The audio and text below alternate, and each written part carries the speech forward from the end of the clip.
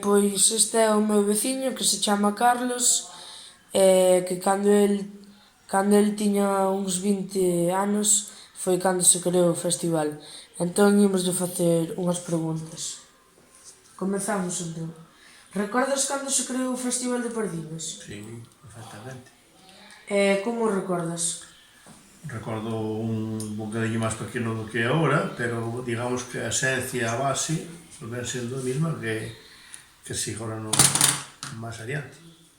Como describirías o festival?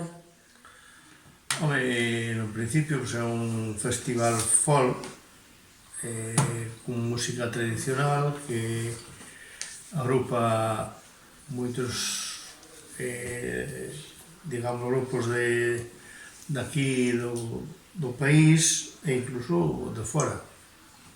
Cando fuche a Pardiñas por primeira vez? Pois o amigo non recordo ben, pero probablemente se non fui na primeira edición, na segunda case seguro que sí. Que che pareceu? A verdade que me pareceu sorprendeume, gustoume, e de feito fun varios. Poderíanos contar algunha anécdota ou historia que recordes do festival? Anécdotas, bueno, eso son cousas un poquinho... As anécdotas máis simpáticas é que, digamos, que ten fama de que a xente que ve, que se emborracha, que bebe, pero non, mentre eu asistín, ali sempre respetou, a xente estaría máis bebida ou menos bebida, pero ali naide nunca houve altercaos, ni moito menos. Que che gusta do festival? Precisamente a base dele, os grupos que participan. E ti que queres que lle aporte a Guiterizo?